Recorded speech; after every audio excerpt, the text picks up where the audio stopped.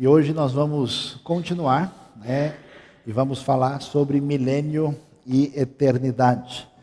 Aliás, a semana que vem nós vamos falar um pouco sobre Israel e o povo judeu e a sua relação com aquilo que temos no sinal dos tempos, naquilo que envolve os últimos dias.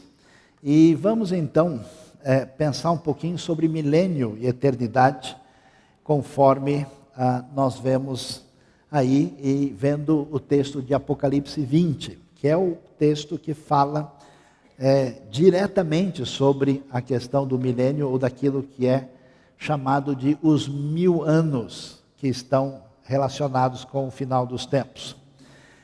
Vamos observar o texto dizendo o seguinte: vi descer dos céus um anjo que trazia na mão a chave do abismo e uma grande corrente. Ele prendeu o dragão, a antiga serpente, que é o diabo, Satanás, e o acorrentou por 1000 anos, conforme nós vemos aí. Lançou-o no abismo, fechou e pôs um selo sobre ele para assim impedi-lo de enganar as nações, até que terminasse os 1000 anos. Depois disso é necessário que ele seja solto por um pouco de tempo. Veja que nós estamos aí no capítulo 20, Apocalipse termina o Novo Testamento, a Bíblia, no capítulo 22. E aqui nesse momento final do livro, que pega exatamente esses 3 capítulos, falando do desfecho para introduzir a realidade da eternidade, fala-se então desses 1000 anos e da prisão de Satanás, conforme a visão que João tem. Isso então é destacado no texto, e nós vamos ver a sequência que diz o seguinte: vi tronos em que se assentaram aqueles a quem havia sido dado autoridade para julgar. Vi as almas dos que foram decapitados por causa do testemunho de Jesus e da palavra de Deus. Provável referência às pessoas que morrem por causa de uma tribulação intensa e são mortos por sua fé. E aí eles não tinham adorado a besta, nem a sua imagem, não tinham recebido a sua marca na testa, nem nas mãos. Os escravos antigamente eram marcados na testa e na mão como propriedade. Por isso que a imagem é destacada aqui e envolve o domínio do anticristo. Eles ressuscitaram e reinaram com Cristo durante 1000 anos. O restante dos mortos não voltou a viver até se completarem os 1000 anos. Veja que aparecem 2 ressurreições. Uma primeira ressurreição antes dos 1000 anos e uma segunda depois dos 1000 anos. Aí o texto vai dizer: esta é a primeira ressurreição. Felizes e santos os que participam da primeira ressurreição. A segunda morte não tem poder sobre eles, eles serão sacerdotes de Deus e de Cristo e reinarão com ele durante 1000 anos. Como é que essa realidade dos 1000 anos ou do milênio tem sido entendida na história da fé cristã? Você pode ver, existe uma visão que predominou mais ou menos do século IV até o século XIX na história da cristandade, que ao ler o texto de Apocalipse diz: olha, tudo isso aqui é uma coisa absolutamente simbólica. Não vai haver um milênio no futuro. O que existe, na verdade, é o reino de Cristo a partir dos céus, com aqueles que são salvos e chegam lá, e, portanto, esse reino é um reino espiritual dos céus, e tudo que tem aqui é simbólico. Mas como é que tem 2 ressurreições? Não, a primeira ressurreição é quando a pessoa se converte, a segunda é quando ele vai estar na presença de Deus ressurreto. Essa perspectiva surgiu, ela não era a maneira da igreja primitiva entender o texto. Ela só surge a partir do 4º século com Agostinho. Agostinho, no momento em que a igreja cristã tinha se tornado predominante, e ela vai inclusive assumir o poder do Império Romano, com a chamada conversão de Constantino, o que vai ter lugar nesse momento é a ideia seguinte: olha, o reino de Deus chegou, porque agora o Estado é cristão. Agora nós temos uma realidade que as nações deixaram de ser enganadas por Satanás, portanto o milênio é agora. Então se entende que a era da igreja, Cristo reinando desde que ele cumpriu a sua obra e depois vem a eternidade. Uma visão inclusive muito simples.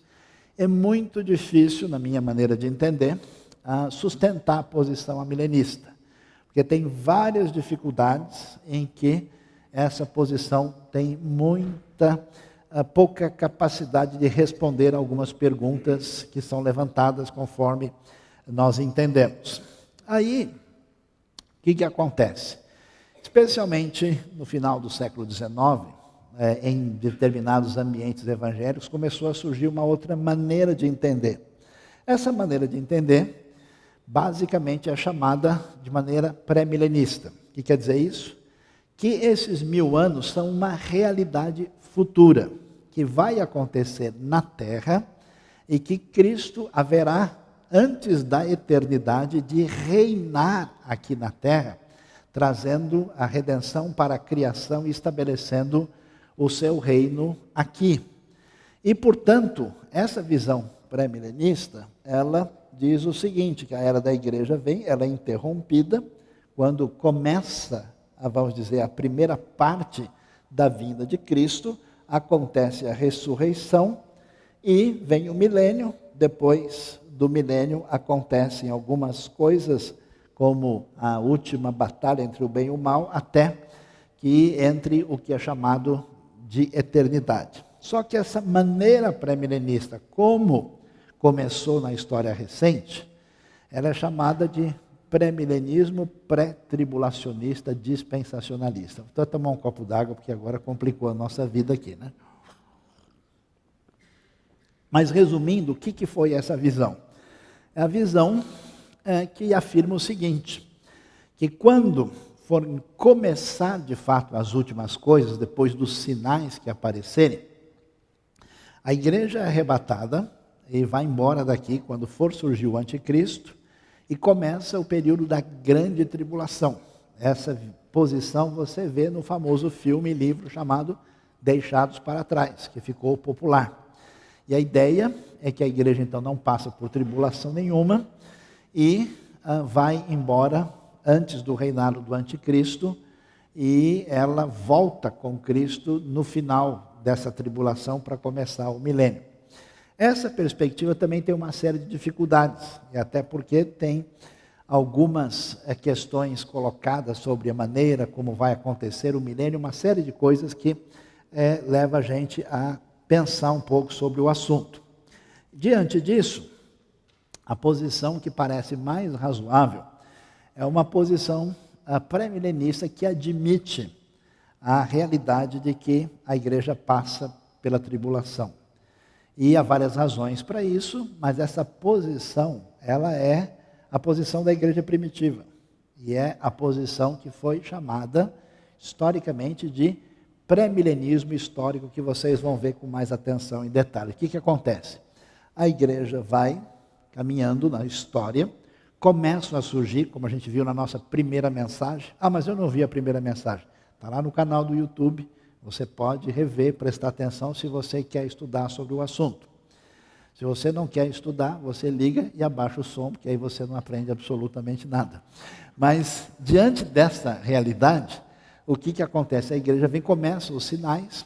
Quando o anticristo for surgir, iniciar a sua perseguição contra Cristo e tudo que tem a ver com o reino de Cristo e contra o povo de Deus, então começa essa tribulação que atinge toda a realidade da igreja. No final da tribulação, vai acontecer o momento propriamente da segunda vinda, quando acontece a ressurreição e o arrebatamento. O povo vai se reunir com Cristo e estarão vindo com Cristo para iniciar o milênio, que é exatamente o reino de Cristo na terra. Não é um reino na eternidade no céu ainda.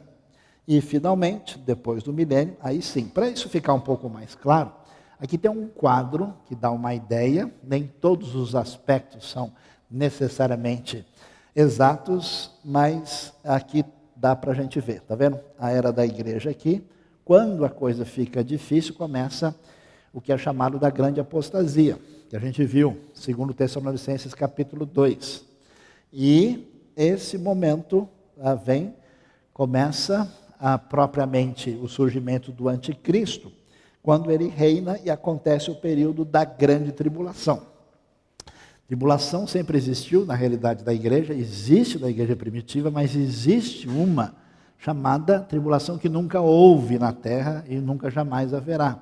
E Jesus fala sobre ela, e essa tribulação intensa acontece. No final desse período, acontece a ressurreição, chamada primeira ressurreição. Veja que bem-aventurados são os que ressuscitam antes dos 1000 anos, e juntamente, nesse momento, quem não estiver morto, estiver vivo, é transformado. A ideia de 1 Tessalonicenses capítulo 4, arrebatado, com corpos glorificados, e então acontece a volta de Cristo, inicia-se o milênio quando Satanás é preso.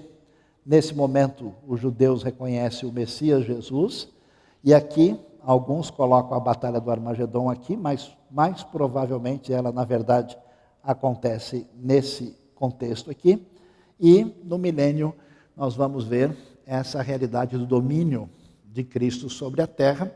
E a gente ouve isso e fala, mas será que as coisas são tão assim físicas? Muito seguramente sim. Lembre-se que quando a Bíblia fala do anticristo, ela menciona a expressão a abominação desoladora, o sacrilégio terrível, fala que ele se coloca no lugar santo e exige adoração para si. E que lugar santo essa pessoa pode se colocar? Só pode ser dentro de um templo em Jerusalém, se proclamando o Messias. Não tem um outro lugar que ele vai fazer e que possa ser visto como tal. Então vamos ver isso com mais clareza. E olha a continuação do texto falando sobre o assunto. Quando terminarem os 1000 anos, Satanás será solto da sua prisão e sairá para enganar as nações que estão nos 4 cantos da terra. Aparece aí Gog e Magog, e a fim de reuni-las para a batalha. O número desses é como a areia do mar, é enorme, né? As nações marcharam por toda a superfície da terra e cercaram o acampamento dos santos, a cidade amada. Mas um fogo desceu do céu e as devorou. E o diabo, que as enganava, foi lançado no lago de fogo, que arde com enxofre, onde já haviam sido lançados a besta e o falso profeta. Eles serão atormentados dia e noite para todo o sempre. Então veja a descrição da continuação daquilo que acontece depois do milênio, a vitória do bem de Cristo sobre o mal e a condenação das forças das trevas.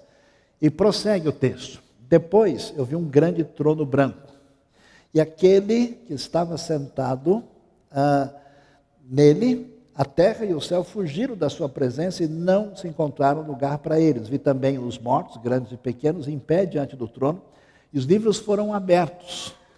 Outro livro foi aberto, o livro da vida. Os mortos foram julgados de acordo com o que tinham feito, segundo o que estava registrado nos livros. O mar entregou os mortos que nele havia, e a morte e o Hades entregaram os mortos que deles havia. Cada um foi julgado de acordo com aquilo que tinha feito. Então a morte e o Hades foram lançados no lago de fogo. O lago de fogo é a segunda morte. Aqueles cujos nomes não foram encontrados no livro da vida foram lançados no lago de fogo.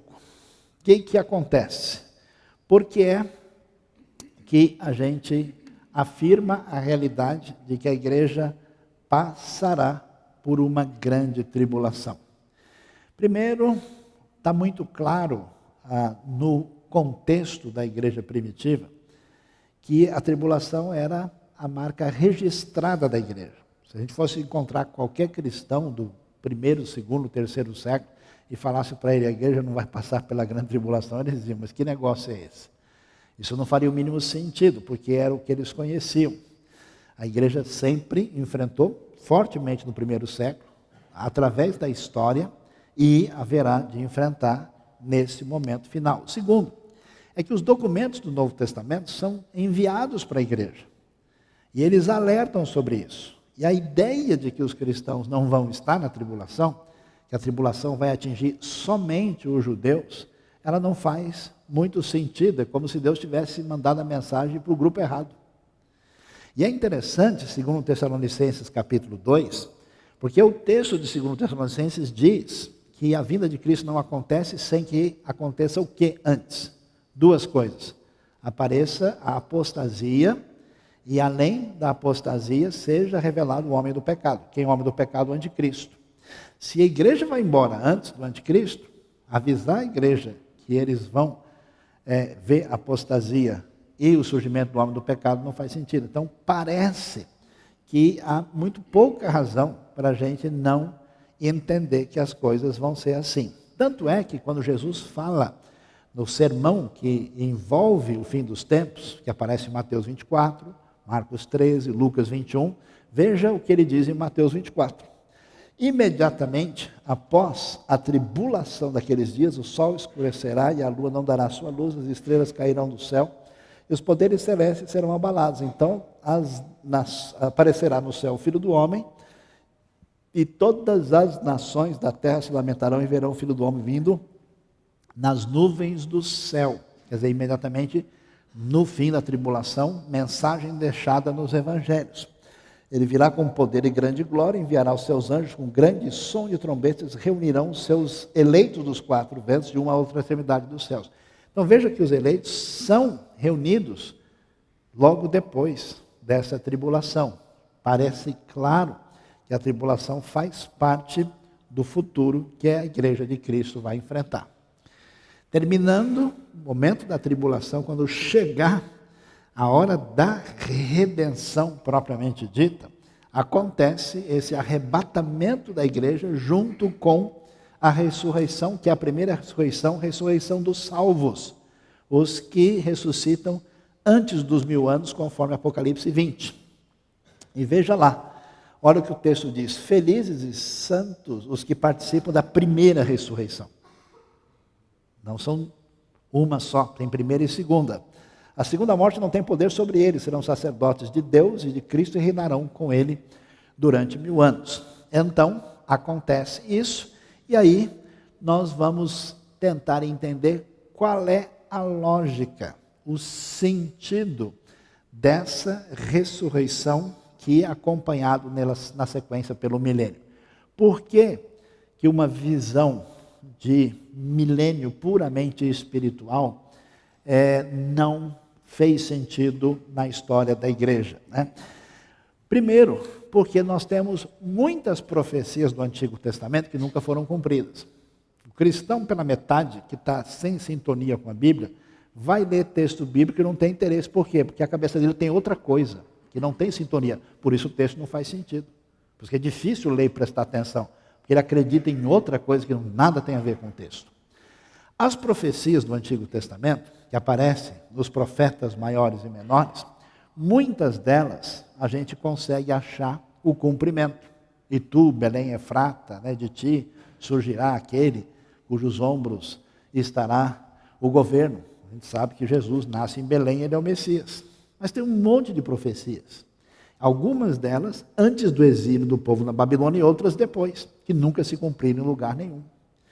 A pergunta é, como é que vai ser essas profecias? Quando é que elas vão acontecer e onde? A visão espiritualizante transforma tudo isso numa espécie de vitamina e diz, não, isso acontece simbólica e espiritualmente na vida da nossa igreja. Mas é muito difícil que tantos detalhes específicos possam ser percebidos dessa maneira. É uma forçação de barra no sentido do texto pretendido pelo autor. Então, a pergunta é, se essas profecias parecem estar falando de uma realidade que não se cumpriu na história, não se cumpriu no Novo Testamento, e elas não falam da eternidade, quando é que elas vão acontecer?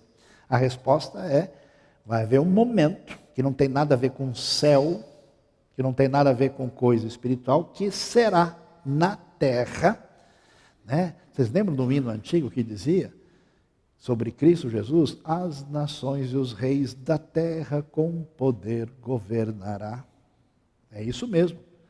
Então, diante dessa realidade, é necessário que isso venha fazer sentido num reino de Cristo na terra. Depois, a convicção da igreja primitiva. A igreja primitiva nunca, pegar cristão do 1º, 2º, 3º século, ninguém nunca pensou desse jeito. Só depois que o cristianismo foi numa outra direção e foi platonizado, Quer dizer, o pensamento de Platão dizia o seguinte: qualquer coisa da matéria inferior é uma coisa material, e a coisa que é de Deus tem que ser espiritual, etérea, e não tem qualquer ligação com a matéria. A Bíblia não pensa assim, isso é pensamento pagão.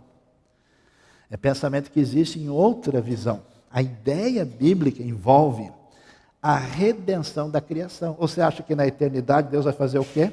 Destruir toda a imensa criação de bilhões e vai fazer as fumacinhas dos filmes, né, para a gente ficar flutuando e pisando em nuvenzinha e vivendo dentro de uma realidade que nunca é descrita no texto bíblico. Portanto, essa era a convicção da igreja primitiva. Depois, o reino de Cristo, Jesus veio para reinar, ser rei. Ele veio inicialmente como servo sofredor. E o reino de Deus começa na nossa vida, mas ele reinará de fato em plenitude.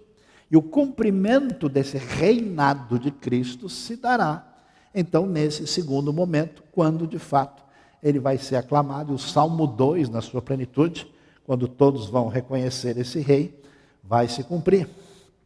E finalmente, a ideia da redenção da terra e da criação. Lembre de Romanos 8? Romanos 8 diz que a própria natureza, os bichos do zoológico, a girafa, o hipopótamo e o leão, estão aguardando a redenção. Vai aprender escatologia no zoológico, talvez tem muita coisa lá. Como é que os animais, a criação anseia pela manifestação dos filhos de Deus. É a ideia do Cristo que não apenas salva, mas traz a redenção de tudo. Desse Jesus que morre nele, todas as coisas subsistem e a redenção atinge a criação e a redenção de tudo. Todo esse universo extraordinário é criado só como uma fantasia passageira e Deus desaparece e a gente vai virar algodão doce de filme de Hollywood. Não é o caso. Portanto, a redenção da terra e da criação tem todo sentido.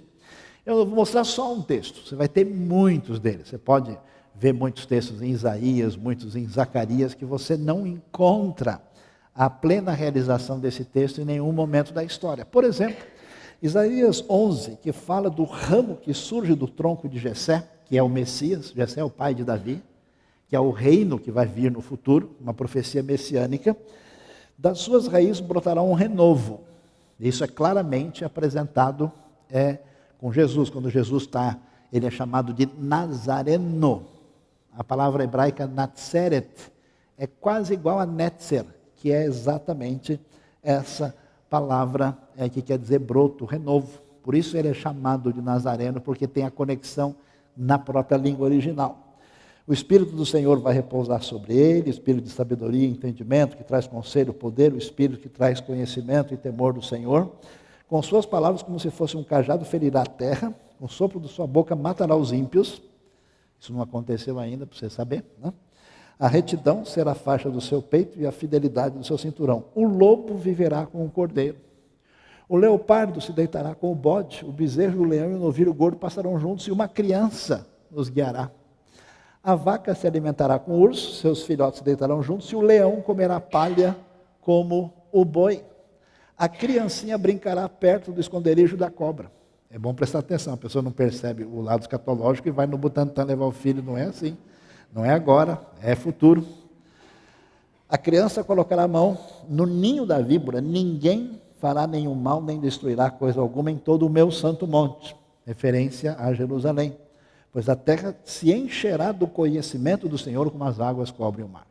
Isaías fala isso em Judá, no momento em que só ali se conhece o Deus verdadeiro.